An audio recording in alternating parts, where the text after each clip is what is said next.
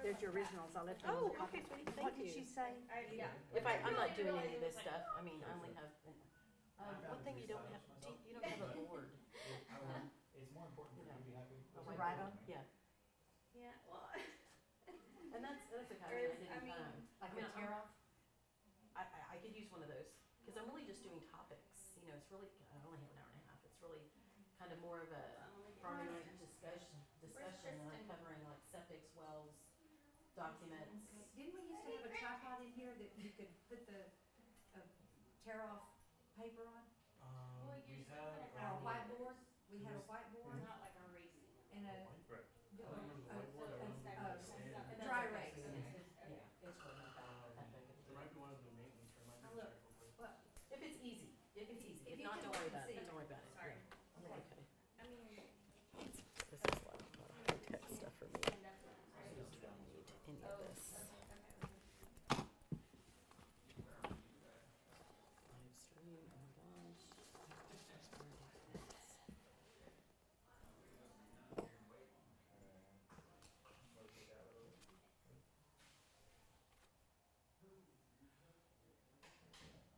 Skip back. There you go.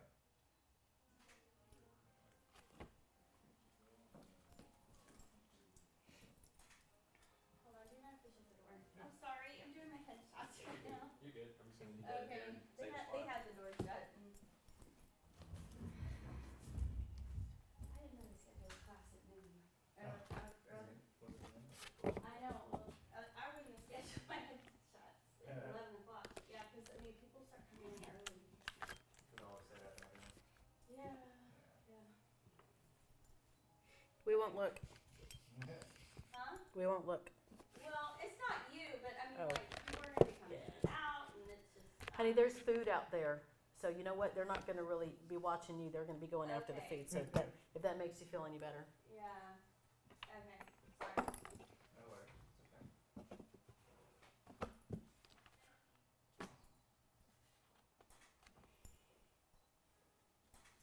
If you want, try doing a smile where it's just. Where I'm not, no teeth. Okay. Just to see if that. Yeah. works better, that way you when you. yeah, do it that's up true. here.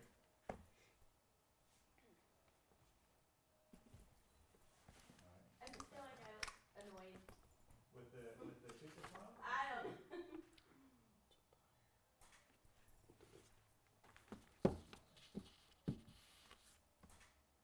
Good.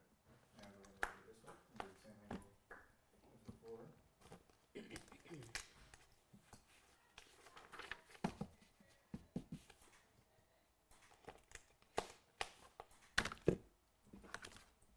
Sure. Let me do a, you wanna do the lean forward thing again? Good.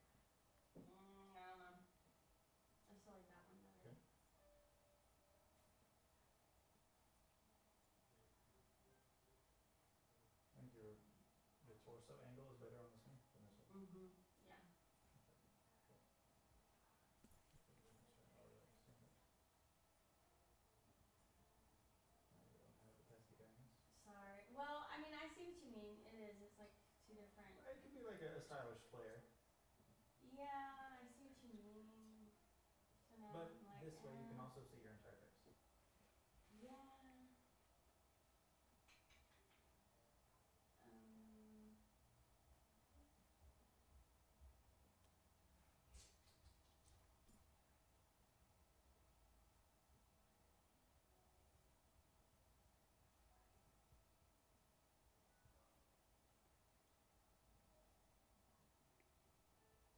I feel like that one looks more me. I don't Okay. know.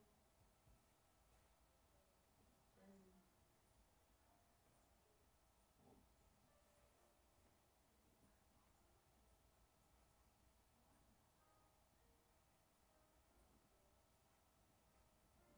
That kind of looks like you're doing Michael Jackson range. I know. I'm like, oh my gosh. That's some sort of that one. Yeah. Unless you like that one. Did you like it? Mm.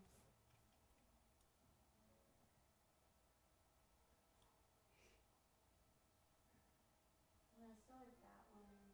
Okay. Let's see. Okay, where did? Oh, you're like out of them, aren't you? What's the other one? Which one? The headshot? Yeah. What's? Oh, that was the one that I kind of liked. Oh, okay.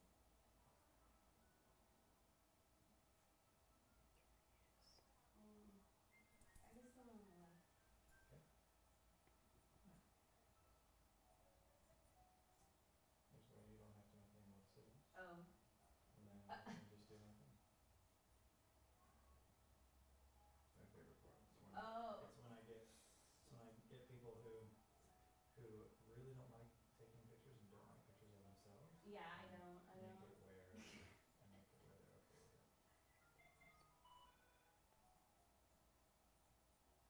Because it's extremely common for people to Well, really you're right. dislike It's having like, oh pictures. my gosh, like if that's what I look like, Well, you poor another thing. thing that I'll tell people like is right around, oops, is when I start zooming in, right around when I get to about right here, I usually hear a, oh wow, Yeah. from somebody. It's And like, what I'll tell people ugh. is, even the person that you let this close to your face is not going to see it this clearly. Oh, okay. That makes me feel better. I We're know, putting- because I'm like, this is what my husband's looking at. We're looking at your face with a flashlight and a magnifying glass on it at the same time. Wow. So no worries. Okay. Nothing looks perfect when you get that close to it. You know what I mean? Yeah. I don't know what all people in the magazines do. Well, before yeah. Now I'm like, oh, okay, I feel better. There's a reason why we call it magazine ready. Mhm. So don't look like that all the time. Mm-mm.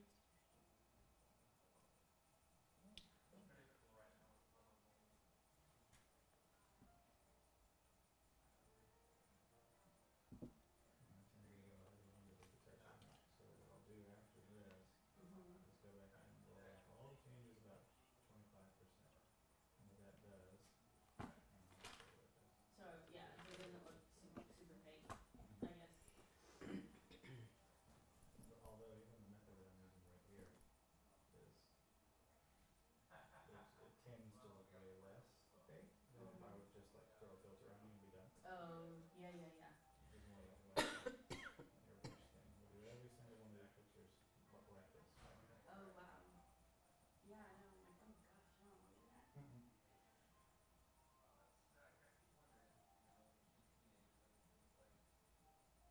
Yeah, my little chin hairs. You can see it all. Yep. I found when I was practicing on pictures of myself, I found wrinkles in places I never knew existed. You learn a lot about oneself when you spend a That's long time funny. this close to your own face. These people, Tilden. Bobby over there. No, I swear all the robocalls I probably get. I like that word, robocalls. The robocall. That's so accurate. it I get 'em rings. too. It rings all day long. Yeah. Especially since y'all are dealing with your industry. Well, they would have. Yeah. I used to work at a mortgage company where some stuff I didn't miss professionally, but or at least for me personally. Yeah. I wouldn't say it like that just because it was like the most soul crushing occupation Aww. I've ever had in my life. Because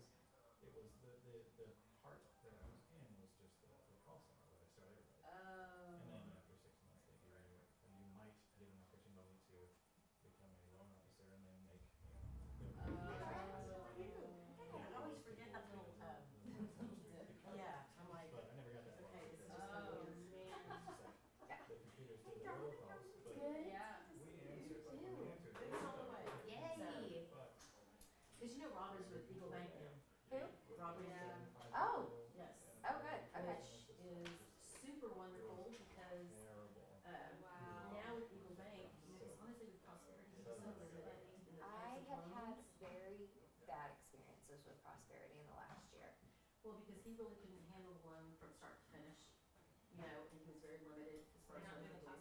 Here. Yes, ma'am. Good. And, now that he's with Eagle Bank on Round Rock, of course, they have an office in general, but he can do land, commercial, residential, lot, construction. Yeah. He's the, Yeah. and he Right can, here. you know, a I little remember, outside, yeah. yeah, a little outside the box. Yeah. Oh, yeah, I got a really good name with them. I know. Very fun. I would make it. It was sounded funny, so I laughed at it, I was like, Like when you go to the doctor, you gotta pay your copay. You gotta pay your $20 or your $30. How are you? When you go to the doctor. I'm Norma Carlton. Are you serious? well, I knew you were normal. Oh, I'm okay, Ryan. that's why. It's There nice you to go. meet you. Sherry Forbes is on my team. Oh, His son Daniel, you've met Daniel many times. wonderful. Very good. I texted him If saying that's that I what was you get coming when here you're class one today. Oh, very nice. We won't hear, he's in the army now, so. Is that what we call it? Wow. Oh, Where's yeah. he at? I told He's my at Fort kids, just promise me when I'm in a nursing home, you'll come shave me like every other But day. I'll do it last week Yeah. when you walk some land Yeah. with you. Mm-hmm. Which one was that? Hormones, babies. Yeah, I'm like, 10 acres, they were worried about Oh. rights, so, because they were building a building in the back. mm, And they were coming in from California with Sherry's team. okay. I'm sorry. I know. I'm excited. I know. And there's so many colorway, you know, you guys are like, whoa, so. That's it. That's what somebody said the other day. It's just like, why don't you answer the phone Yeah. with your team name? But It's you're like, right. Like, Makes it's you like feel Killer better Wayne, about all those one of things. 130,000. Exactly. Like getting No, your I box always answer, you know, Norman Yeah, Carlton, they do. regardless They of do. who you're with, so. How are you? I'm well. Yourself? Good, Norman Why Carlton. do you Nice to meet you, Norma. I'm Joseph. The eye shadow is a good idea. Because Yeah, that we're part I so can't kind. remember. He was on the way. Could, Cool. but So it was whenever, great. whenever I mean, 99% of the time, whenever I host, and I'm not a certified instructor, so I'll just disclose that right now, this is kind of one of my first times doing a little skill for kids Okay, here. so I didn't this really whole week I realize I have was gonna be videoed and wired, so, but, right now. So I yeah, usually always like I find can't. one. I haven't been able to Awesome. right now. Rob Randig with, Yes. This Eagle left Bank shoulder, and I have not. And in yeah, fact, a lot of I his haven't babies, been in fact, able they're to sleep. becomes Oh yeah, this spring. that's. It's like yes, I have it right now. Norma's very modest. Yeah. She is Yeah. the end all be all for Landon Ranch. Well, that's what I was gonna tell her is Even my son bows at her feet. yeah, That's she can say what she wants, but her reputation precedes her. Even when Avis can't answer, it's like, well, give Norma a call. Yeah. It's, that says a lot. So you been to Carrollton lately? You know, yes. We went up toward the end of January to visit my grandmother, who okay. still Well, lives I there. have. Yeah, grandmother and grandfather. We were there in December. Ran Yeah. over, Took it. showed my son and Smith. It Got went asked the right haunt a that little bit. Wow, that's cool. I mean, that hill that was going up, The real deal. Well, yeah. Jackson? Jackson, well, not Jackson, Josie. Goes Right before you get to Frankfurt. Yeah. No, Go yeah. on. No, Or you just call it Stockton. Right. Josie Frankfurt? Yeah, you're from Platinum. Are you I'm from from? Carrollton. No kidding. My grandparents lived off of, was Hebron, right before you get to Josie, I forget all the streets. You were up north in the Colony area. Yeah, my mom's in Little Elm now, but I live right across the street from the Valley Domes over there in Prestonwood, Okay. right there on Midway. Yeah. But yeah, our grandparents just lived right That's down cool. Hebron here. Yeah, I That's grew where, up, we went to the same high school.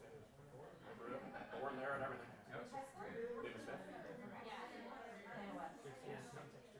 The lines were, We hated seeing y'all in the band competitions. oh, were they good? They were just a mob. Oh, Like yeah, 5 it's million. just a lot of Don't tell everybody. Funny. Yeah. Pizza's here, so if you guys wanna go grab some food. Good. But now I am fine. Thank you, Norma. I was gonna say that you can say all you want about if you're an instructor or not, those kind of things, but your reputation I mean, I precedes see, you, I see so, what you were saying, um, like, it does, it yeah, affects very you. Avis defers to you a lot, Aww. I guess I felt like. which it gets was our attention. too far in my She gets eye. mine to John. And it was kind of like, it was kind of resting, right? Just so you could hear your face and you could see. Yeah. Yeah. I just wanted to touch on that. I mean, if I were walking around the street, Okay, so yeah, is it like a I custom don't, made? yeah, So we is can't, that a panel I don't, thing? no, I mean, Well, yeah, I feel like if I were always to see it, I would be like, who's on that? Well, we have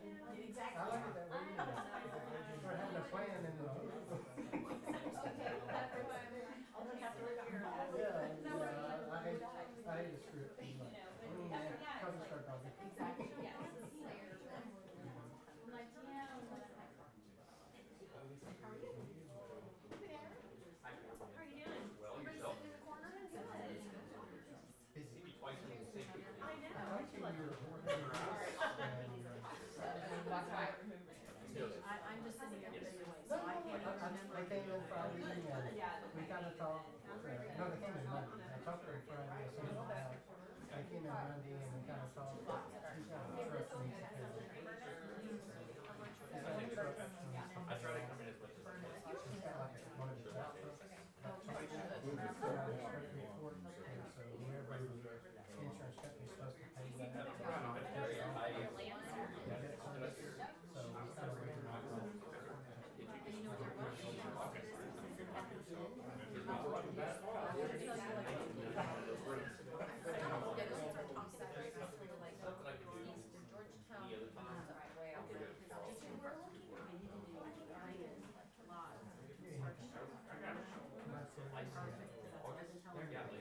residential, commercial, farm and ranch, construction,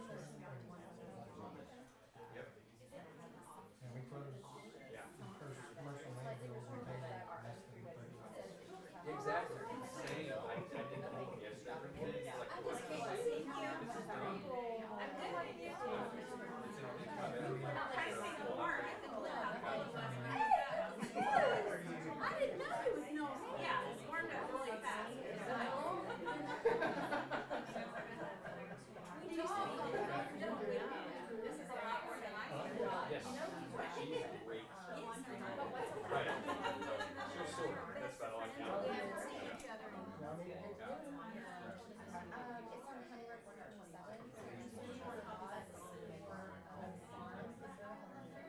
Fantastic. And there's like actually a lot of other dogs in that area as well, like a couple. But it's just like another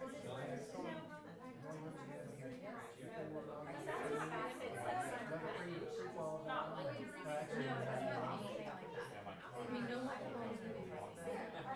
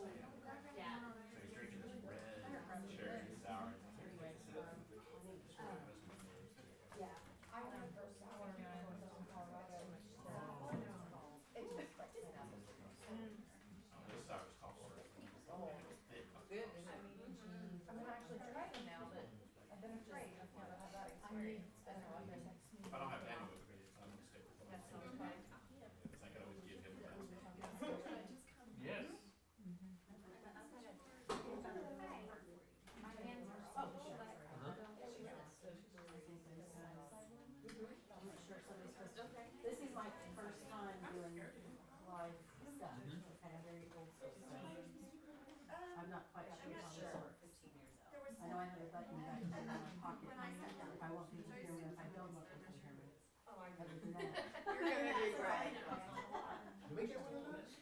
I know, it's like, I come in, you know, I just think I'm gonna sit around the table and talk about some things, you know, and Scott's approaching New Year flyers and. no. Like, Well, what? I did my No, best. it's not mine. I knew I was Not sure kind of if jumping out. I'm just standing there. next door. I didn't realize like way after, you know what? Something that pops up more. You're gonna be right. Not to worry. I really do.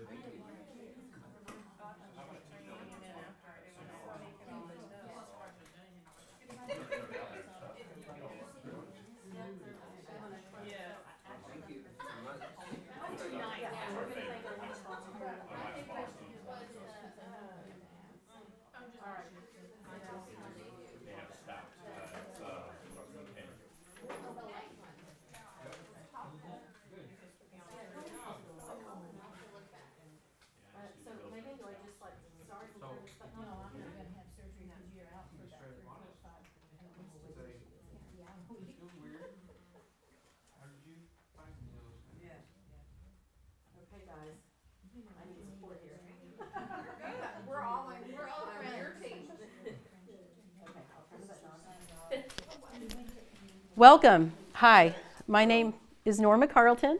I am very super excited to be here today. I'm really honored that you guys are having me today as your guest. I see a lot of familiar faces, a lot of friends in the room, a lot of folks that I'm not friends with yet, but I look forward to it. Before we get started, I wanted to welcome and introduce our lunch sponsor for today. Rob Randig is with Eagle Bank, and he has been a huge supporter over the years in the farm and ranch community and a very dear friend of mine. Now that he's with Eagle Bank, he can do all of the loans possible. He is like a one-stop shop. Land, lot, construction, residential, commercial. So before we get started, I'd like to give a big round of applause and give Rob the floor for a little bit. Maybe give us the lender tip of the day. Oh, sure. Well, long-term outlook, maybe rates are going down, so that's good news. Yay! But again, my name's Rob Randig. I'm native of Williamson County, grew up in Hutto. Been there all my life pretty much. Moved away a couple of times, but came back. But anyway, I've been a lender a little over 18 years. Worked up in the Temple market, Austin market, and then been in Round Rock Round Rock, Georgetown for the last 5 years. So I know the area. I know the surrounding areas. I've made loans as far north as the Panhandle and south down to the valley and coast and wherever. So, but anyway, just a little bit about Eagle Bank. They're kind of new to the area. We have a location on A.W. Grimes in Round Rock and then also up in Jarrell. We are part of Round Top State Bank. So Round Top's where everybody goes to the flea market in September. Okay, so that's our headquarters. Round Top State Bank's been around for over 100 years. So, strong family bank. Actually, it's not really a family bank. There's probably over 20 investors into the bank. But we have locations in Round Top, LaGrange, Giddings, and Lexington, and then Eagle Bank being part of that up here. But like Norma said, I can do residential lots, commercial lots, farm and ranch. We do construction, both commercial and residential construction. We also do secondary market home loans, so any kind of residential loans. We'll sell those off to a secondary investor, usually Flagstar or somebody like that. So we can do any type of residential. We do home equity. You name it, we do it. We're also a full service bank, so not only am I trying to get in loans, but I'm also trying to bring in deposits, because if I don't have your money to lend out to other loans, people, yeah. we can't really do the business. So Absolutely. we are very aggressive right now on taking deposits. Our CDs are pretty competitive. Our special right now, if you want to throw some money into a CD, got a 14-month CD that's paying around 2.5%, so it's not too bad. It's been, kind of a nice awakening. I've been with Eagle Bank for about 6 weeks. So my previous location, Norma knew I was struggling. It was difficult to get loans approved. I got my first commercial land deal in the day. The first day I walked in on January 7th, and we closed it on February the 6th. So we got appraisal back in a week, and so we can move very quickly. We can underwrite those loans in-house up to $1 million. So I'm the underwriter. I run the credit. I do the spreads. I look at all the financials, tax returns. I walk across the lobby and I hand it to my regional president. And 15 minutes, we had a $900,000 deal. Cuts out a lot of the red tape, so they can go above I'm and just beyond. really excited about the efficiency that we can operate with. You know, if it is a larger deal, you know, over 2 million or something like that, those usually do have to go to the board. It meets once a month, but, you know, we'll try to work around your schedule best we can. But anyway, So I really just want to say our lunch sponsors are so important to us. So I really encourage you, when you're working with a client, you need lending for anything you can imagine, please give Rob a phone call and give him the opportunity to help you. Yes, Judy? I've done business with Rob wherever he is. I move around a little bit, I get bored. Yeah. He comes from I want to be able to service you and your clients, and he so, comes from a great family. His mother and I have been friends for years. She's in real estate. Her name is Geneva. Mm-hmm. Adorable lady. I stand behind him 100%. Yes. Wonderful. Okay. I'm glad you're Yeah. where you are, where you can do portfolio loans, because that's so important when people are buying land. Especially when you have the self-employed. And if you think being self-employed, buying a residential house is difficult, try buying land, you know, for the self-employed individual. So, RANDIG. okay, great. So a great round of applause. Thank you, Rob, for You're welcome. Thank you for having me. good. Thank you, dear. Yeah, And you're gonna absolutely. pass out the cards, Rob? I've got Yes, a table yeah. full of goodies back out here, so there's cards out there, Okay. calendars, some information about our loans. Great, and okay. bank services. We don't have a whole lot of time, so I'm just going to kind of jump right in. I know a lot of you, and I look forward to meeting the other half. I'm Norma Carlton, and I hold the ALC designation, which is the Accredited Land Consultant designation, and that's under RLI, or through RLI, I should say, which is Realtors Land Institute. And that is umbrellaed under NAR, National Association of Realtors. So there's going to be a quiz at the end, so I'm going to expect for you to remember all of that. But I've been in the real estate ranch arena for about 16 years, and I live on a little country farm over in Wahlberg, so I guess that it was only natural that when I entered the real estate market that I kind of fell into that niche. I absolutely love what I do. I am here today to share my experiences, my professional experiences with you, my prior education, and in some cases my opinion. Now I do have a disclosure, I am not a certified instructor, I am not an attorney. So my practices may not be the most right way, or are they the only way? I do advise that you always reach out to your team lead and your brokers whenever you have any questions. So we're going to cover 4 topics today, which are going to be, I handed out, does everybody have a handout of the buyer forms and seller forms for Farm and Ranch? If anybody needs a handout, let me know. And then attached to the back of that, I actually pulled a map offline that shows the water conservation districts in Texas. I'm sorry. Sweetie, did you need one? Oh, good. Okay, absolutely. So we'll go ahead and talk about these forms just a little bit. Like I said, we don't have a whole lot of time. We have 4 topics to discuss in about 50 minutes. So under the buyer docs, and then of course under the seller docs, some of those are the same. First of all, before we get started, you can see that there's a long list. If you're going to work with a buyer or a seller for anything farm and ranch and land, whether it has a house or not, I highly advise you to print every one of these documents and become extremely familiar. Because when it comes to the point of taking that listing or working with that buyer and you need to review these documents with them, you need to be able to review all of this up front. So if you have any questions, that way you can go ahead and get with your team lead or give me a call as well. Actually, email is the best way to get me, which is on the back of this flyer here. Does anybody have any quick questions right now on any of these documents? Like I said, this is more of a discussion. We can go over a lot of this in detail at some other time, but I just kind of wanted to give an overview. So that way you know all of the buyer documents that you need, all of the seller documents that you need. Okay, so that kind of covers that. Our next topic is going to be ag valuation. Who knows what ag valuation is? Rob? You want to answer? Not really. I know you know. No. And keep in mind, historically we have said ag exemption. It is not an ag exemption because you're not exempt from anything. Ag valuation is how, and I'm going to speak for Williamson County Appraisal District. I know, now every appraisal district is different. So that's another point. Please make sure that you know in which appraisal district, which county you're going to be working in, and make sure that you become very familiar with those rules and regulations. But for this meeting, we're going to stick with WCAD.org, which is Williamson County Appraisal District.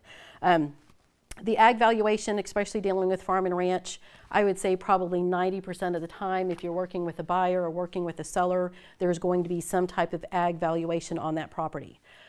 Keep in mind that the ag valuation runs with the owner of the land. It does not run with the land. Therefore, once that transaction occurs and the property is exchanged from the seller to the buyer, the appraisal district, that's going to be a red flag. And the new buyer might receive a letter saying you no longer have ag. So it is really up to the buyer agents and up to the seller agents to make sure that they counsel and inform both sides. There are no guarantees. I tell everybody in this business that, you know, first of all, it's like being in Vegas every day, which all of you can understand that. Secondly, there are no guarantees. There are no guarantees that once that new buyer takes possession of that land, that they're going to receive that ag valuation. So during your option period or prior to contract, I always advise my buyers to visit with the appraisal district and ask their questions. I think it's best if they actually go in and meet with Aaron or Wade over at the appraisal district and talk to them directly. Sometimes you get people on the phone, which as a real estate agent, you understand that, you know, one of them is going to give you one answer to one question and the other one's going to give you a totally different answer. Not only that, you as the agent, you need to keep your people informed, and your job is to have all of the resources at your fingertips. Because when I'm talking to my clients, I'll say, this is what I understand, this is what I believe to be true. However, you need to go down, this is who you need to talk to, this is the phone number, this is the address, these are the questions you need to ask, and obtain that information for yourself.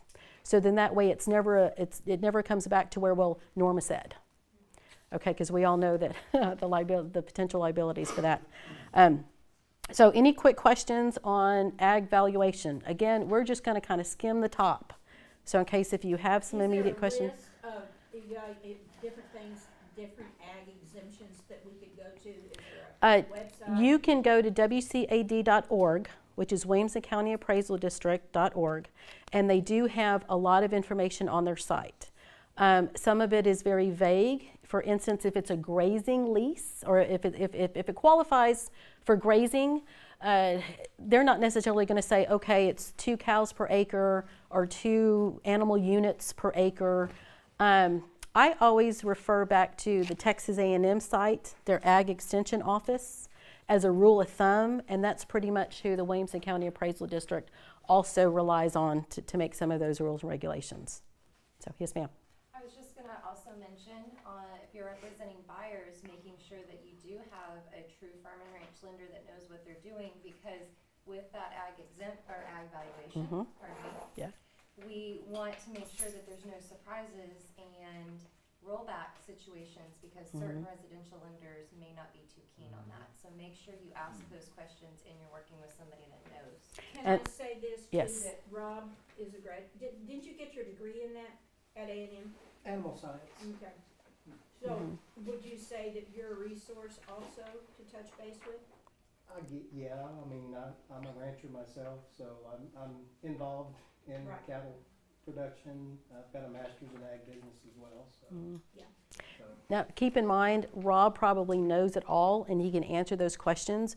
However, still make sure that you always confirm what you think you know before you tell your clients, and then also send them to the and source. I will try to help. I mean, I had a friend of mine had a situation where the father passed away. They inherited 25 acres up in Johnson County, Cleburne, and she was trying to figure out what the ag exempt status would be.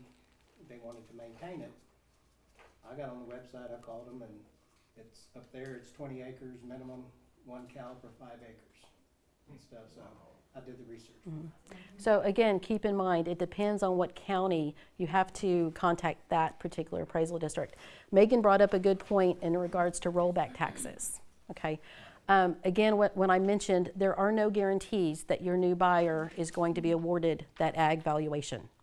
I always recommend with my buyers, once we've determined that it has been an ag because there's for grazing or for goats or for cows or for, well, not really for horses. I think with breeding horses qualifies for ag, but just having horses for pets and recreational purposes does not qualify for an ag valuation. If that ag is lost, the owner of the property at the time, is my understanding again, is the one who could possibly be hit with up to 5 years of rollback taxes. Now, it's not only rollback taxes, it could be fees, interest, etc. So depending on the number of acres, it could be substantial. I'm listing... That it rolls back 5 years. to the value without the ag. Oh, exactly. So So as if for the past 5 years the property did not have the ag valuation, it takes the difference. So, but yeah, thank you. Basically dumb that down for a buyer client. As far as rollback taxes? I get it. Uh-huh. And for me, it's basically state law. So when you're working with the buyer, I would, first of all, I would recommend that you find out from the appraisal district directly what activity has been performed on the property that has maintained the ag valuation. Let's just say that it's grazing cattle and they've had 5 cows. They've documented they've had 5 cows. What I actually do for my buyers, I'm like, at least for the first year until you obtain that ag in your name, do the exact same activity, because your chances of being granted that ag is going to be a lot better if you do not change the use. Okay, because rollbacks are triggered, everything is triggered on the change of use of the property. Okay, I'm not sure if that really answered your question or not as far as, okay, as far as rollbacks. The bottom line is your buyers need to be aware of them, and to be honest with you, you kind of give them some information, tell them to check with the appraisal district, and you've done your due diligence. You know, it's really kind of, you can Google it, you know. Yes, sir. Let's say that they do start getting the permit, the evaluation, and you know, I think it has to be 5 years so they keep that evaluation on it, or because I don't know if that happens. But so let's say they don't do it on the 3rd year, they quit doing the ag exemption. Is it going to roll back? most sites say that it's 3 out of the last 5 years. So if they go doing it the right way 3 years, they may have passed by that problem. Yeah, I mean, Well, and also there's really, you know, they may experience rollbacks, they may not. Okay, the point is that you're supposed to inform your clients. Let them know of the potential issues that could come up later on, because the more informed they are, because keep in mind, you know, they're buying a piece of property based on a lot of the information that you're providing and a lot of the resources that you're providing. So in order for them to make an informed decision, they need to know all of the information. But again, like, you know, like I said, you tell them what you think you know, and then you give them the source, and then you let them determine. So that way it's their decision at the end of the day. It's not, you know, it's not our decision. So any...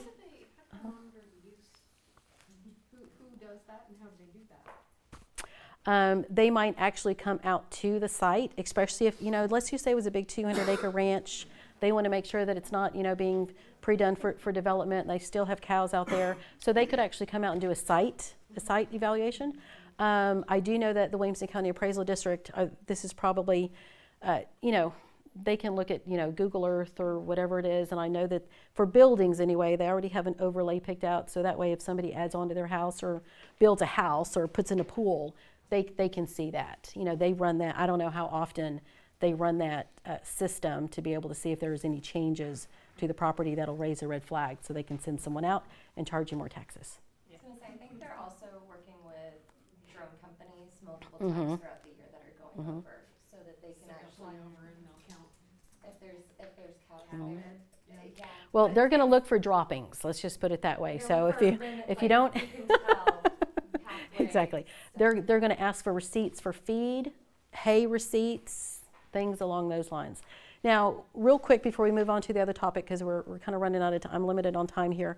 But if a property does not have an ag status, in fact, Megan and I just did a deal, and her property did not have the ag status. Now, her folks had already gone through the last 5, and if it does not have an ag status and you want to try to obtain that, it takes about 5 years. So you're going to need about 5 years worth of history with the appraisal district before they would consider giving you that ag status. Now, the beauty of this listing, though, is because my guy, as the buyer, because now the property has 5 years history, he could go in and try to claim that ag. However, he may want to use this for a little bit more commercial use. So and the taxes, you know, so the difference in taxes really weren't worth it for him because of his use. Because if he did go out and qualify for that ag, and then say a couple years later they find out he's doing commercial activity, then he could not only lose it but also be penalized and have some rollbacks there. So, you can obtain ag, and again, nothing is absolute, so I never say you can. You should be able to. Yes, sir.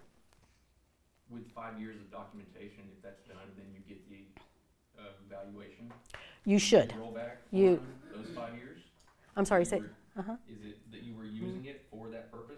If a property is currently not in ag, but you like to obtain the ag, you have from that point you have to go 5 years, and they'll direct you as far as what they need to see from you if you're doing cattle, receipts, things along those lines. Oh yes, yes, correct. That's what I was wondering. No, I'm sorry. Yeah, no, you do not. Yeah, no, absolutely not. So, okay, any more quick questions regarding ag valuation? And just also keep in mind, an ag can be turned or should be able to be turned into a wildlife. If your clients would like to switch over to wildlife, in my opinion, I think a wildlife is a little bit easier to manage than fences and cows and getting out in the road and things along those lines. That's just my opinion. That's a whole nother session, but just kind of keep that in mind. Okay, next on the list here, we are going to talk about septics and wells. Has anybody done a septic inspection lately? Oh, good, good, good. Who paid for the pumping of the septic? The seller. It's his group. It's negotiable. It is absolutely negotiable. Okay, so, however, I will tell you this, though, that if you expect for the seller to pay for that pumping, it needs to be in the contract. Okay? So I guess commonly in here it's the seller for with you guys. Well, I know it's definitely negotiable, but okay, I just didn't. Yeah. Some of us that just go ahead and ask for it in the contract. Right. The seller pump, because Right. if it doesn't pass, you know, it would be the buyer's cost, and Correct. so it usually works. Not Good. always, but Good. usually. Okay. Okay. I've been with. 50-50. Yeah, I was going to say that's what I But see too. I'm is- also yeah. on the selling side a lot of the time. Right. So I'm being Me a too. butthead, so. Exactly. So on the selling side, I'm like, I'm not paying for that pumping. That's part of your anyway. I Yeah. don't. I forgot I'm on camera. I better be careful. Okay. Good. Good. Good. Okay. So that was really my only point. Pumping at $400. $400 to $450 to pump. The Yeah. pumping is more expensive than the actual inspection. Itself. The inspection is pretty cheap and simple. $350 compared depends to on the who you actual use. Yeah. Process. And then the big thing is we love all these inspectors who come into our office and promote what they can do and help with things. You need to double check that these guys are actually pumping. Because I can tell you there's been plenty of people that are like, oh yeah, we'll totally inspect your septic, but if there's a bunch of in it. I've had inspectors tell me, oh, we don't need to pump it. We can inspect it. We don't need to pump it. And I'm like, okay, well, you know what? I'm never using that inspector again. So, 'Cause that's clearly missing half of the- well, absolutely. How can you inspect something you can't see? Oh, yeah, they send out a big tank truck and they suck it out. So I'm sorry, just to put it very bluntly. Okay, yeah, they pump it off. They pump it because you also need to know what is it, a fiberglass tank? Is it a concrete tank? You need to know those things. Something else, whether you're working with a seller or a buyer, when there's a septic on site, I highly recommend you get with that seller and tell them to go down to the Williamson County Health Department. If they don't have their records for that septic system, as far as size of tank, what it allows, location of tank, where the drain field is located, that they provide all of those documents. As a buyer, working with the buyer, I would make sure that we request that information from the seller. If not before the contract, definitely during option period. That brings me to another point. I'm sorry? Where did you say to go get that? Williamson County Health Department. And of course, this is I'm just talking Williamson County right now. So, but yes, ma'am. I had to do that for a purchase for a buyer client, and we emailed. I called the Williamson County Health Department. They said send us an email, blah blah blah, and it's just an open records request, and they'll email all the information. Perfect. Because let me tell you, a lot of the septic inspectors should, if they don't have those, make sure your septic inspector has those records before they go out to inspect the system. Because drain fields are not necessarily always easy to find. Septic systems are not always easy to find. Or So, you have an old one that isn't operable anymore, and he goes and checks the wrong one, and it doesn't work. Well, yeah, because exactly. the one that works is right next to it. Exactly. So, and of course, as a buyer, I mean, especially when it comes to septics and even when I'm working with buyers for residential, I really like for my buyers to be on site for either all of the inspections or at least a part of the inspections, to where they have a chance to visit with the inspector toward the end. So I highly recommend that. So, And you need to go to person at the Williamson County Health Department, and the one I know very well, unless she retired, is Trish. okay. So Perfect. if you know her, then you make a connection, then there's no problem as far as communicating. Right, absolutely. One more point, if you're working with a client and they need to install a septic system, make sure you have them also go to the Williamson County Health Department up front and get a list. They do have a list of installers and who can engineer the system. You really, it is more favorable for everyone involved if the septic folks that are installing your septic and the engineers that are working on the design are very familiar with the standards and rules and regulations, and bring cookies to the Williamson. No, you know, I'm just saying things work a lot. There you go. So, okay, let's see. Who pays for pumping? Yes. And you guys may have seen, I posted on the page this last week. We were having recently a few agents in the area, and inspectors have told us there's been some major challenges with actually getting septic companies to help with repairs. They seem to be doing a lot more installs and just inspections. So make sure you have a wide list of people and check that thread if you haven't seen it with a lot of other names, because I've never had as many issues in 10 years. Getting repairs done? Getting just a simple $2,500 repair. They don't want to take our money. So okay. just be aware and make sure you have a list of people and reach out to people in this room. Good to know. Good. Okay. So that kind of again, this is kind of a brief overview. I could, stand up here and talk for hours and hours and hours, but you certainly wouldn't want me to do that. Wells. On the back of the third sheet on your handout, there is a Texas map, and that's the water conservation districts. Now, Williamson County is currently not in a water conservation district. If you kind of take a look at that map, there is, you can kind of barely see, and I apologize, the map is kind of small, but we were trying to save ink, which we all know that gets a little expensive.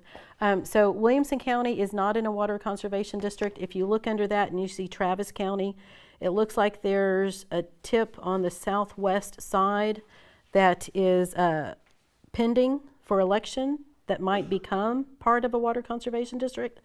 I really have no idea what those red lines are. I've reached out to a couple of folks and I didn't get a response back, so I have no idea what that indicates. However, it's very important that you know if the property you're working with, seller or buyer-wise, is in a water conservation district. Water conservation districts, first of all, again, there are no guarantees. So we cannot, when we have somebody buy a lot or a piece of land, and they want to build a house and they're thinking that they can get a well, there are no guarantees that they're going to get that well, whether you're in Williamson County or any other county. I know that it's a lot more challenging if you're in a water conservation district, because they're going to have to look at the aquifer tables and also especially the recharge levels. So if they're not recharging, so even if there's enough water down there for now, but if they're not recharging at the levels that they deem sufficient, you will be denied a permit to get a water well.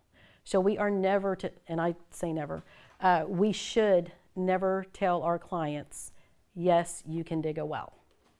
I just sold a lot out in Watson's Place, and I sent in fact, I hooked up my buyer with Tommy Arnold Well Service, and during option period, I said, you need to visit with this well service installer individual and ask them about the wells out here. How deep are they? Can you get a well? And also, Watson Place, for instance, it has 35 lots. Okay, 35 lots, and they're all about 5-acre tracts, plus or minus. Can you imagine when all of that is built up, you're going to have 35 wells? You know, Varying depths. well, the point is, well, not only that, the point is my buyer does not plan to build right away. It could be 5, 10 years from now.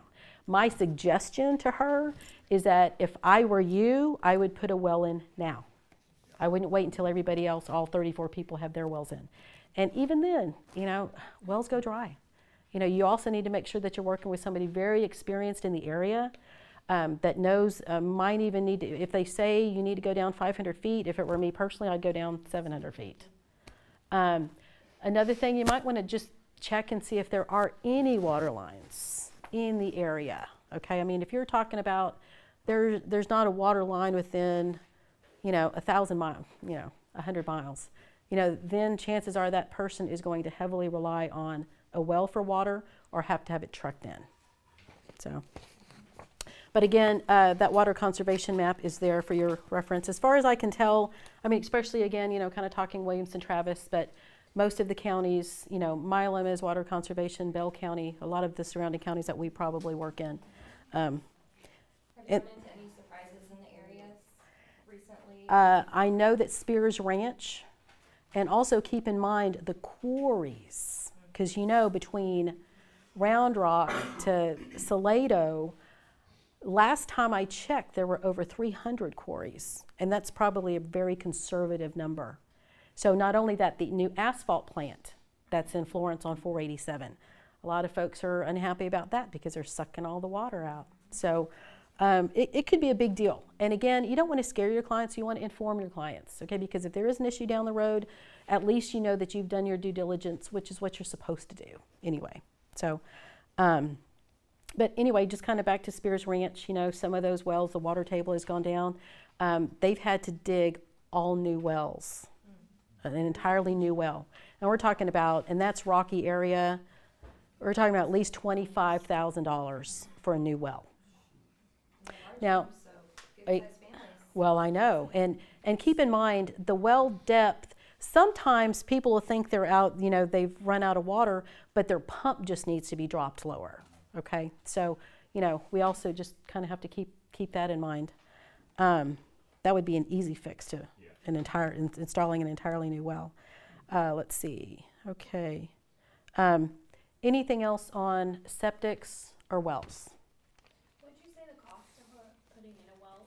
Well, keep in mind, this is kind of in the Florence area, so another thing is, you know, you have I-35 dividing line. The west side is very rocky, so that's also going to require a different type of equipment. So some well installers only work on the east side where you have the softer soils because of the type of equipment they have. Then other ones are going to do the west side. Rocky, I would say at least $25,000. And that may not, of course, there's the cost to drill, there's the casing that goes in that, there's the pump, but keep in mind there's also the filtration systems that somebody might want to put in. There's the holding tanks, you know, if they want a 250-gallon holding tank.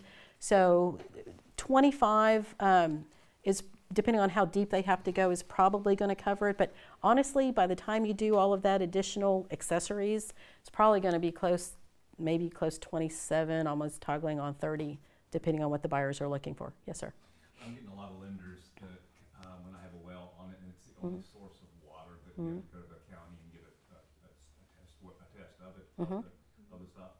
And it's really hard to get somebody to go out there and purify the system before have to get a good solid test. But if you call your county, they'll tell you what you can do to do that, and you get a good water test. But all of them are all asking for water tests. No, absolutely. All of the wells should be inspected. And like he just pointed out, also get a water test. So honestly, whether your lender requires it or not, the buyer should go ahead and obtain that quality of water test so they know, because then they might need some additional filtration systems put on that well to work sufficiently. Looking for bad bacteria. Okay. What about sulfur levels? Do they? They do care about that too, yeah. Sulfur level, but the biggest one is usually what happens to an older well that's been sitting there for a long time, it'll create a bacteria in the thing. So there's actually the county will tell you how to flush it. Okay. And flush it and then retest it. Right. Good. Okay. So I'm going to kind of go back to the documents since we have I spoke a little bit faster than I thought I was going to be able to.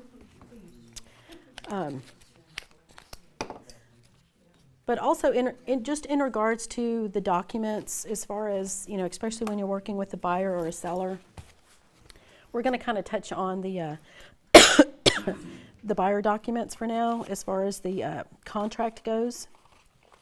And I'm sorry I didn't make you guys a complete copy of all of these. But let me just kind of, because I had made some notes on my farm and ranch contract. Yes, sir. Yeah, that'd be great. Thank you, Rob. My grandbabies have the sniffles, so I kind of woke up this morning with that. That's okay. I'll take their sniffles all day long. A couple of things, farm and ranch contract when you're working with the buyer. Thank you, Rob, so much. The first thing I do, quite honestly, with any real estate transaction, whether it's residential or farm and ranch and land, I pull tax records. So the first thing I do is pull the county tax records for the property. And then that way you can also share those with your clients as well. When you're writing up the farm and ranch contract, I know that it talks about the legal description. I take it a step further, and I actually put the PID number. I include the PID number, which is the property identification number with the county. You know, and if somebody's selling, another reason you want to pull up these tax records, say it's a 50-acre plot, and you pulled up the tax record of the address and it only shows 10 acres. You're like, well, they told me it was 50 acres. Then that probably means that there's multiple PIDs, so there are multiple records that you need to pull for that property. Let's see. Another thing, as far as crops go, if you read the farm and ranch contract, you know, it says that the seller can, they actually, of course, have possession of those crops up until change in possession.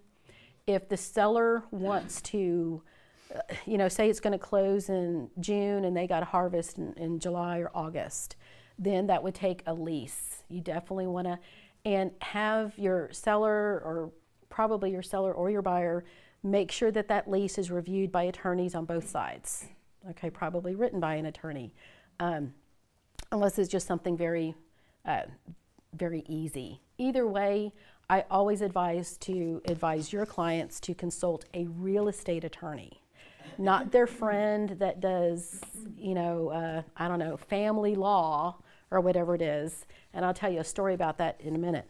But one other thing I wanted to point out is the sales price. When you're dealing with the farm and ranch contract, and it says, will the price be or not be adjusted?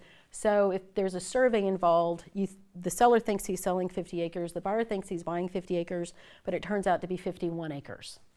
Make sure that you allow for those adjustments. If there are any structures on the property, you have to remove that value. I've seen contracts before to where, you know, it's a $500,000 10-acre place with, you know, 2,500 square foot house, and they just take the total 500,000 and divide it by the number of acres. You have to make sure that you back out the improvements. So then it's only adjusted on true land as far as what the land being exchanged.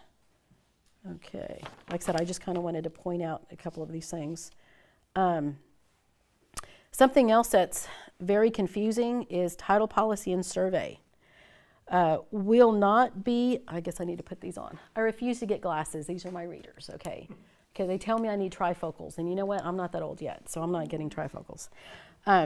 So let's see, under title policy and survey, will not be amended or deleted from the title policy, or will be amended to read shortages in area at the expense of buyer or seller. Will be what? Will be amended? And what does that mean? That means that they're gonna have an extra coverage, but it may not cover it. And it may not cover it at all, but, I mean, if I'm on the buyer side, I go ahead and put it on there. No, absolutely. If it's land, not in a platted subdivision. Right, right. And of course, yeah, and we're kind of talking about farm and ranch contract here. And Judy is absolutely right. Basically, you want to, as far as shortages go, that means from the title company that they will offer seller's coverage for the survey. The point here is that do not assume that that survey coverage is automatic it has to be asked for in the contract. And the buyer needs to understand that.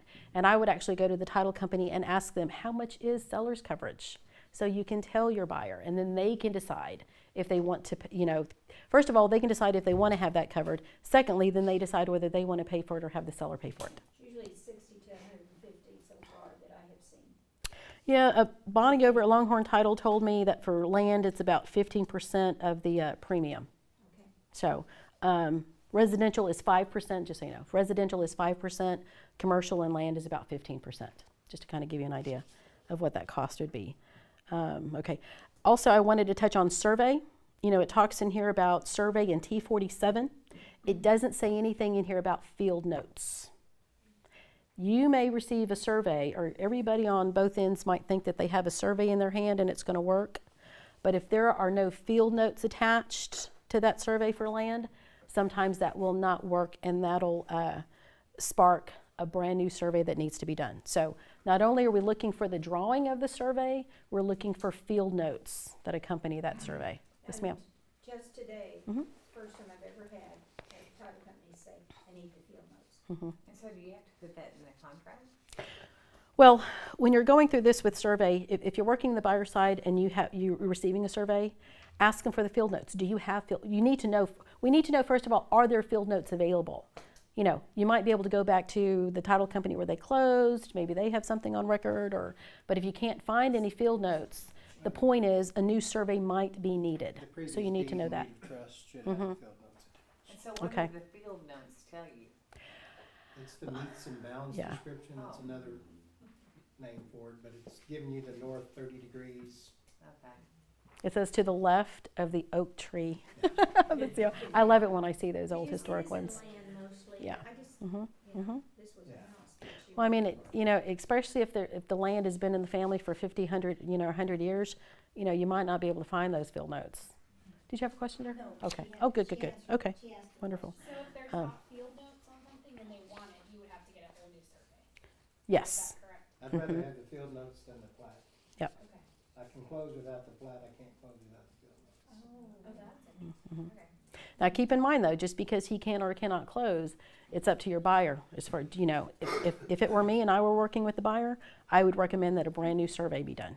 Because not only that, I mean, you need to know if there's any encroachments. Especially, you know, some of this land has been in the family, you know, 50, 100, 200 years, whatever it may be. Nobody's going to know that this fence over here is encroaching on the property. Plus, if you want to put up new fences, I mean, I highly advise minimally, if you receive a survey and field notes, minimally, if I'm working with a buyer, I ask the seller to contact a surveyor to go flag the corners. Okay, so you don't necessarily always need a brand new survey, but you at least want those flagged. Which brings up, real quick, another point is that you want to make sure that you allow enough option period to perform all of these tasks. Will they do that though? Will they take that responsibility, just flagging? Will they do that? Oh, I've had Surveyors? yeah, absolutely. In fact, even when I've worked with sellers, Okay. in fact, I have a seller right now in Thorndale. I said, you know what? I don't know where the lines are. I mean, I'm out in the middle of the wilderness here. I mean, I can't, you know. So I said, I need some corners flagged. So they had their surveyor go out there and flag those. I can't show it. No. I don't know where the property lines are. Yes, ma'am. Oh, I'm sorry. flagging- Yeah. Flagging the survey things, Mhm. like, that's easy, that's sometimes Mhm. like $50 a flag if they didn't already do the survey. The field notes, sometimes if you get a new survey done, they may not provide field notes, so you need to ask for that. Sometimes they think you just want that pretty picture, so you Good need point. to ask for that. And then, on the point of getting a survey, these older properties, especially if you don't have a survey, always get it done. There's one property that was 48 acres larger than the seller, and Wow. he had no adjustments. Wow. So you can imagine how great of a deal the Wow. buyer got. Wow. So, just to give you an example, and the whole reason it was, I think it was 48 acres. It was an exact amount, and it was based on the chains that they used to use of measuring it. They were one chain Right. short. Right. So. Good point. Yes, ma'am. The story I heard one time is this, the person that actually bought the property told me this story. They said they bought 35 acres, and when they laid the flags out, the flag went over another 5 acres. The person that was adjacent to them had put the fence taking over 5 acres. Mhm. But they couldn't really fight for those acres, you know, get those acres back because the person had that fence there for, I think, like over 10 Kind of a years. statue, yeah. It's like if they're there, yeah. It's kind of like squatting, you know. If a person's been squatting on, you know, at a property for so many years, it could be a residential house. You know, there could be some legal claim. Those folks could have some legal claim to that property. So, no, you're absolutely right. I think where you'll run into more problems like that is when you have either absentee owners Correct. or the children live in Dallas and parents or grandparents passed away and they inherited it and they haven't been on the place in 20 years and they have no idea. Yeah. I mean, So, I've sold parcels of land before that the owner had never been to the property. So trying to get them to explain to me where this is, because of course, you know, a lot of them don't have actual number addresses. It just says, you know, County Road 434 or whatever the case may be. You know, and he's sending me some information and I'm trying to, those are fun times though, folks. Let me tell you, I worked in corporate America for 12 years, you know, sat in a cubicle, whatever, but, you know, being out roaming around and looking for land, those are, especially when you have somebody to do it with, take somebody with you, those are really fun times. So just make sure you're also dressed for the occasion. Okay, I think one more thing I was going to point out is I always recommend that my buyers have a real estate attorney review the title commitment, okay? And a lot of this information that I'm giving you up front, these are conversations, that's why I have that list of documents. You need to not only become extremely familiar with everything in those documents so that way you can explain it to your clients, those documents need to be delivered and talked about with your first visit, okay? Because they also need to know that they might incur a legal fee for having somebody read over their, you know, especially if you're, you know, a dollar is a dollar to everyone, you know, so, and it's when you're buying a country piece of property, you're buying land, the closing cost or your initial upfront fees are a lot higher. They could be a lot higher than doing a residential house. So also these people need to understand they need to have this extra cash in their pocket to make sure that they can get through the entire process. But I tell you a story about the title commitment. And also I'd never work in it, and you know, and forgive me if some of you have used this phrase, I've worked both sides. I don't understand, you know, you don't walk into a court with the same lawyer, okay? You cannot work both sides. In my opinion, it's either you work for one side or you work for no one. And then if you work for no one, you're not doing your due diligence. So I very rarely will handle both, not work, handle. So if it's somebody like Rob who comes to me, I know he knows what he's doing, he's seasoned, I have no, you know, and he's like, hey Norma, I want to, you know, buy this piece of property over here. You know, here's a seller, their rep, you know, will you just, and it's obviously my listing, will you handle this deal? I would do that, okay.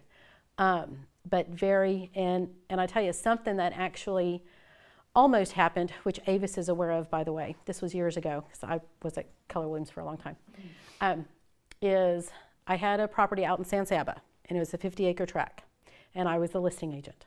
Now, I can't even tell you how many times I trekked out there to show that property, and the buyer's like, oh, it doesn't work, it doesn't, you know, we all have that. And I'm like, you know what? I am not going out there again. I'm going to give them an agent or make them find an agent. I am not going to. Okay, so thank God I did. Okay, so because what I like to ask buyers, you know, our clients, customers that call over the phone, you know, they want to see one of my properties. Do you have anyone that you know of that's a real estate agent that you might hire to work with you if you end up buying something? Okay, it's not like, do you have an agent? Are you working with an agent? No, I'm not. And then you go trek all over the place. No, so I've learned to rephrase that question. Oh yeah, my sister, I'll probably use my sister. Okay, have her call me. Have her call me, we'll set it all up, blah, blah, blah, okay? So in this case, that's, you know, kind of the verbiage. I told this guy, there was a guy out of Austin who wanted to go see this tract of land, and I had just come from there, and I was really kind of busy anyway, and I said, you know, sir, I'm not going to have availability for about another 5 days, you know, do you know anyone? And he said, well, yeah, I have a friend in Austin. I said, you know what, have him call me, we'll set it all up, blah, blah, Anyway, trying to make a long story short, because I'm running out of time here, is the deal went through, okay? That buyer, first of all, I didn't handle his side of the transaction. I only work for the seller. So he had an agent involved. So that was good on my part.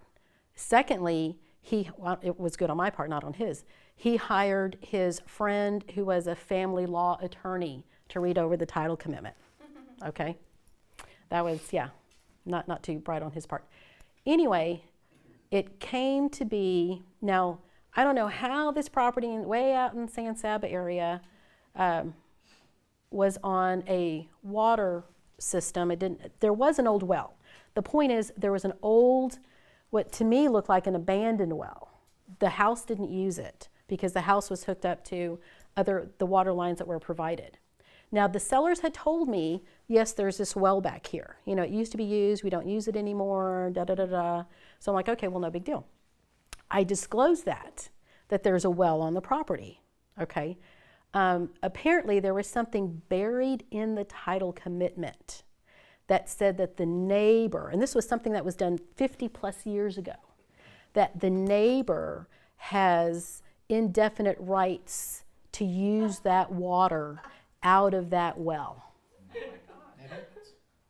I still get goosebumps when I think about it because I'm like, Lord, thank you for protecting me. But the point is that not only did I chose not to handle the other side of this transaction, you know, they did get an agent and they had an attorney look over that. The attorney totally missed it. They were more concerned, and we went back and forth for 2 weeks about easements. And they totally missed that little blurb in the title commitment. That was an easement. Well, yeah, but this was worded, like I said, this was something that was in there 50 plus years ago.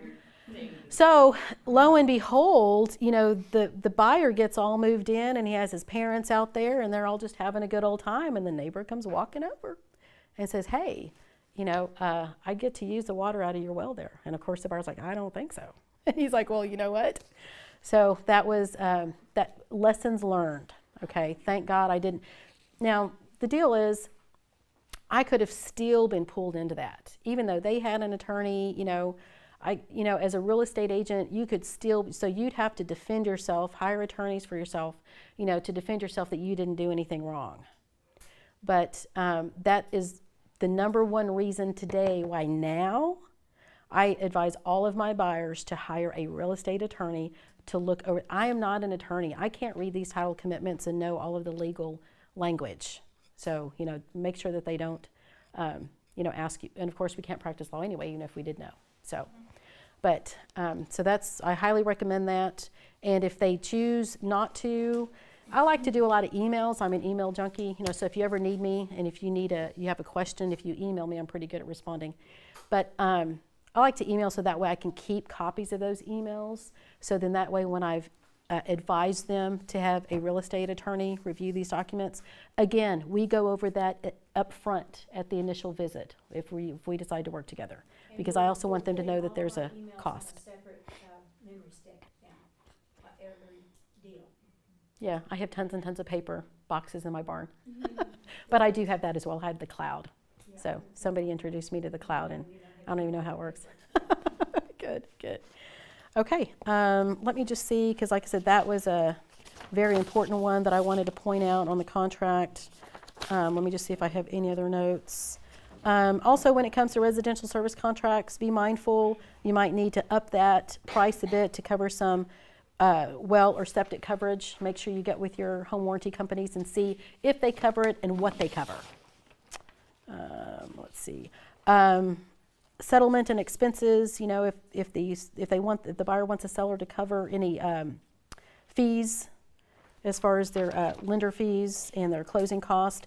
Again, you have this in residential, just make sure that you get with a lender to find out how much you can ask for. That doesn't necessarily mean if there's going to be $10,000 in closing costs that the seller can cover. I just always still refer back to, I mean, it can be. Yeah. Because you have so many different lenders. The fee is very minimal. It's mainly if you're paying for the appraisal and possibly the survey. Well, you're a private bank, right? So you're When they underwrite their own loans at the banks, the closing costs are minimal. Sometimes. Sometimes, I mean, Most- some banks are gonna charge 1%, some are gonna charge 0.5%.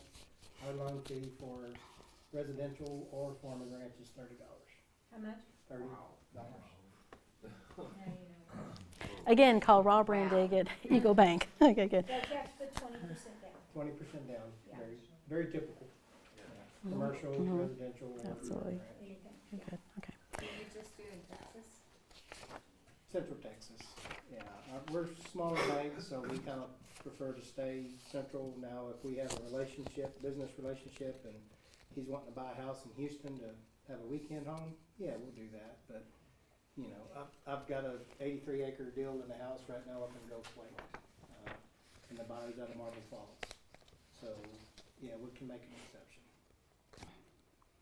Last thing on the farm and ranch contract, the termination option period, like we just discussed, please make sure that you allow your buyers enough time. And I've actually had seller agents come back, well, why do you need 15 days?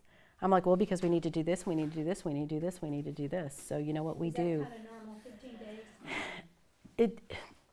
I would say yes, 15 is average. But, you know, take in mind weekends and holiday, and it also kind of depends on your laundry list. You know, if you only have a couple of things to work out, then maybe, you know, might be able to get away with 10. But yes, option period. Just make sure if you're working with a farm and ranch deal that you give enough time in the option. Now, having said that, to obtain enough time in the option, you know, your buyer might have to pay a little more. So again, make sure that you inform your buyer about that. What's typical? About 15. Again, it's going to kind of depend on your laundry list, what all due diligence you or you and your buyers. 1,500. 15 days. 15 days. No, Oh, I'm it's sorry. like similar. 5. Yeah, it's similar. If I'm working the seller side, I'm asking for $500, just so you know. Yeah. So of course, that's all negotiable. Yeah. Yeah, absolutely. So good. Okay, great. Well, we are just about out of time. 2 things. I am actually hosting a farm and ranch meeting, and it is going to be at the Wolf Ranch Den Community Center, February 22nd. And it is going to be noon to 2 o'clock. We are going to have a lunch sponsor again, and we're going to have a marketing session. So if you have any farm and ranch listings, Megan, I know you will, we'll have about 45 minutes. We're going to do a marketing session. And then at 1 o'clock, we're going to have a guest speaker who is David Fisher, and he's with Creative Real Estate Strategies. Now, he's going to talk about when a 1031 exchange will not work time-wise for your client. He has other avenues to save your guys some of that tax money. So it's going to be, I don't want to tell you too much about it. You need to attend. But the farm and ranch events, I always have different venues. I always have different topics, different speakers. They're no charge to ever attend, and the door is open to anyone. I've had people bring clients, friends, depending on the topic. So I only ask that you please RSVP if you want lunch, because we need a head count for lunch. So, good. All right, well, I think my spiel is just about done. Does anybody have any? Also, I want to introduce Liz Beasley and Jenny Vaughn real quick. They have a door prize for us. So if you guys want to take the floor and tell us a little bit about you and your company. And does everybody have a business card? Okay. You want to be part of the door prize? I'll gather those. I'll grab that. You guys go ahead and talk about. Yeah. No. Oh, I don't have an extra one. Okay. Whoa. Okay. Good. Anybody? Okay. Thank you. Oh, excuse me, sweetie. Hey, thank you, Norma. That was Absolutely good. What we do is Sorry. for Oh, that's okay. his name on it. Oh, you're so sweet. Excuse me. And we're able to take payment at close. So, no jobs too big or small. Thank you. Excuse me. I'm sorry, you're gonna have to start all over. Oh, I'm sorry, sweetie. Do you guys have cards? Yeah. Oh, she's grabbing. Okay, good. No, we work with the listing agents to prepare Did you have the cards ready? whole market. So if you have an inspection list or something that you need to get done, or the client needs paint or carpet or anything like that, we can come in and we can fix that. and we can take your payment at closing. Take the payment at closing, what do you Excuse me. charge? It Excuse me. just depends on the job. See if there is something out here. We come in and we give an estimate whenever you tell us what we need to do. We work closely with you, we back you 100% on what you say needs to be done to get the home ready, so, you don't have to.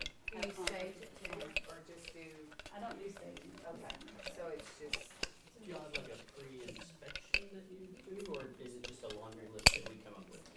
We work with you, so you guys are the pros on what sells, what goes fast in that community and area.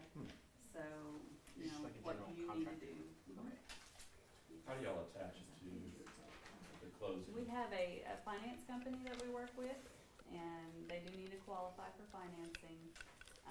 It's 0% interest, no payments, until closing. They have up to 6 months to, close on the property. And, there's no liens if they qualify for financing. And all of you should have a flyer in your chair, so please feel free to reach out to these ladies. In the meantime, we're going to let Rob draw for the door prize. If you can. Who is it? Mary Lynn Beaver? Yay! Good, good, good, good. Hey, Rob, do you want these? Sure, Yeah, absolutely. Good, good, good. Great. Okay. thank you. Yeah. Well, I'll get one. I'll get one. No personal loan, but it gets paid off at closing, so it shouldn't interfere with their ability to buy it. That was my next question, is how's it gonna affect their Okay. buying? Great, great, great. Okay. Our CEO worked in finance for 15 years, and so he's had a lot of experience with that. And I guess once it gets paid off, it shouldn't go on their credit at all. Okay. Okay. All right. Thank you, everyone. It was a pleasure being here with you guys today. We appreciate. Thank you, and thank you to our lunch sponsor. Thank you so much. Sorry, Norma, do you have it is on your sheet. Second page of your sheet. I have my name and my email. Thank you so much. Oh, yes, absolutely.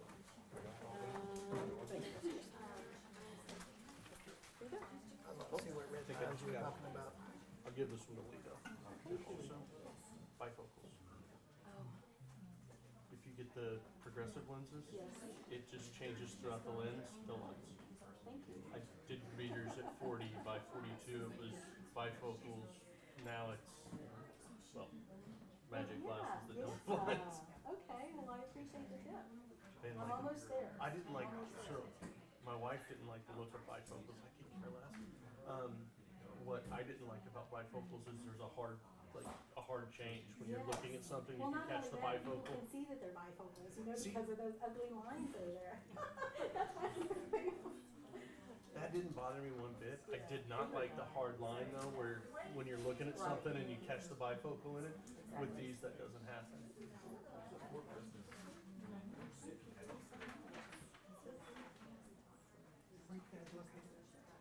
We work out of the Central Austin. Yeah, correct. Yes. Let me go get it. Thank you, ladies. What did you say happened? Thank you very much. Oh, thank you, dear.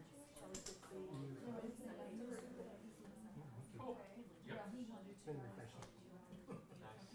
Well, I had a meeting this morning, I got out of the office, a little before 10, had an application that came in on Terracers and Thornville. I looked at it real quick, ran through it.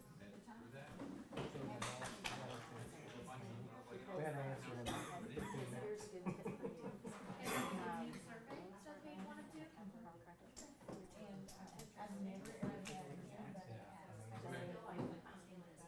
Before I left, I emailed him and said, hey, you're approved, I gotta go to a meeting, you can be free later, I'll get it to you. Exactly, yeah, that.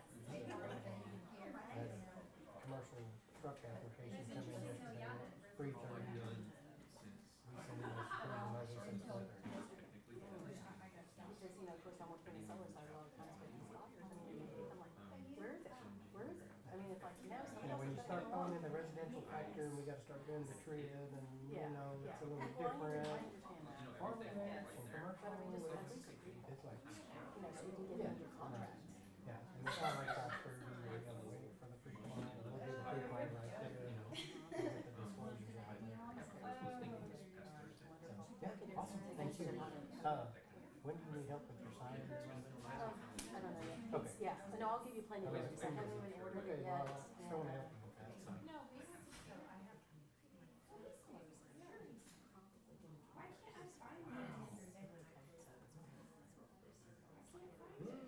Yeah, so we're kind of both in the. Waiting for the spring blanket.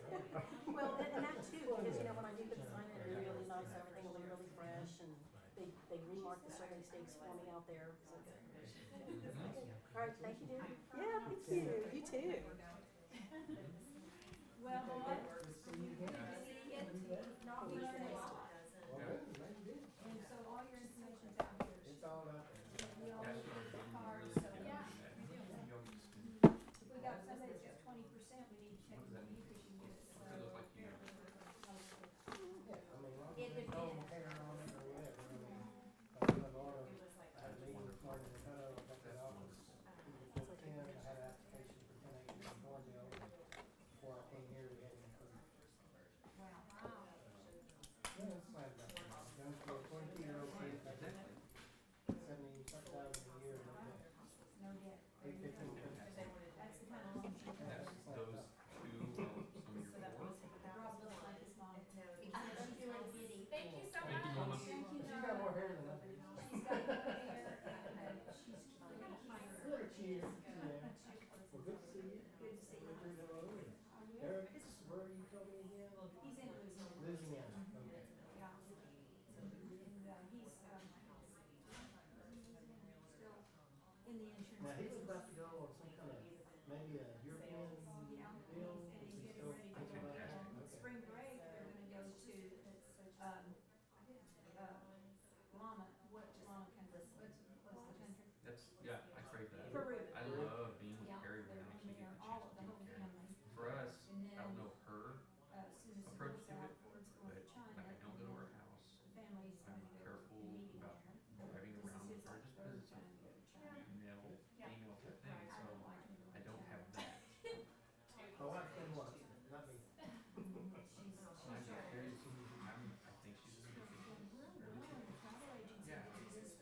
Exactly. That's what I love talking to her. I care for her. Yeah, for a good company, so, I mean, well, she's been in the Okay. business for Yeah. over 25 years, so Yeah. it's all referrals. Just like your business, all referrals.